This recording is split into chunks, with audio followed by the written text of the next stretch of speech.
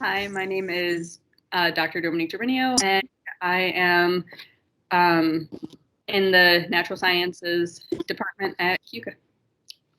Awesome. So today we're talking about time management. So how much of your day do you have planned ahead of time? Do you like to go with the flow, or do you like to have things more planned out in advance? Generally, as soon as I know about something that needs to get done, I put it onto a schedule. And because of this, I am able to probably squeeze a little more into my day than I should be able to fit in. Um, but I've been like that ever since I was an undergrad at CUCA when I went there. Sweet. So how do you handle deadlines being like changed or things that come up like abruptly? How do you handle that? Depends on how big of a change it is. For instance, I had a meeting on Saturday this week that got changed 2 days ago, and I still don't know when it's going to be rescheduled for. Um, I personally get a little bit annoyed, but as long as there is good reason behind it, I handle it pretty well. And because my schedule is so planned out, I know when I could find places for new things to be added in. Okay. Um, what is your opinion on students having written schedules like a Google Calendar or paper? Like, what is your opinion on students having more structure? I think it's actually very good to learn because whether or not you are a freshman or an upperclassman or going into grad school or the workforce, it's very good to be able to understand what you need to get done. For me, if I have it written down, it's like, okay, I can check this off and actually feel a sense of accomplishment over even little things. So it basically gives you small goals that you can achieve over time instead of, oh my gosh, I just have so many things that I have to get done that I just can't do it all. Yeah, absolutely. Was there ever a time like during your undergrad where you weren't like structured and had like the schedule? Maybe my freshman year when I was still learning how to do everything, but I've always had an assignment book or some type of notepad going, even back in middle school and high school when we first started getting them. And I carried over into grad school or undergrad and then grad school. And now I still have a calendar that I use every single day. Definitely more of, structure than keeping it all upstairs. Yeah, if I try to keep it all upstairs, I completely forget what I'm supposed to be doing. And since COVID happened, half the time I don't even know what day it is. So it's extremely helpful to have things written down. I feel that. Going through your educational career, did you ever struggle to say no to people or, saying no to maybe putting too much on your plate? And how did you help overcome that?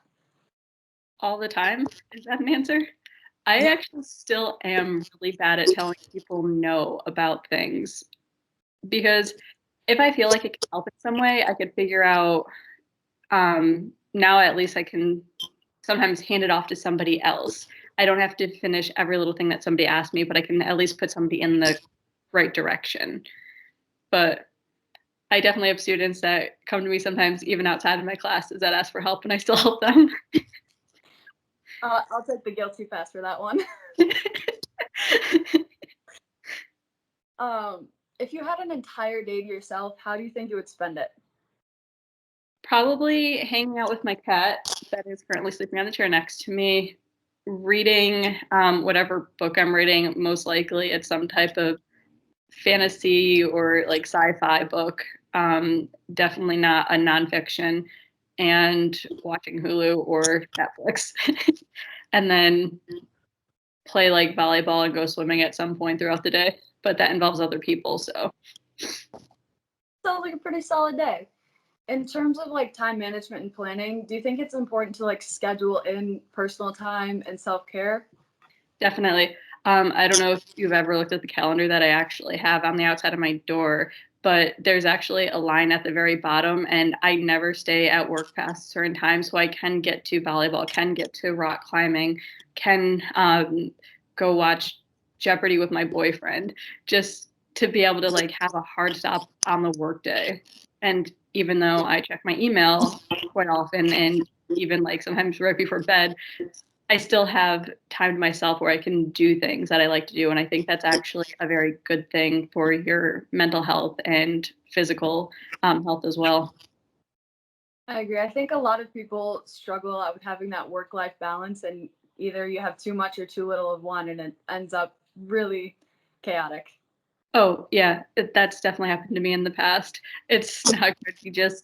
You don't have like the self-worth that you should if you can't have that work-life balance. I agree 100%.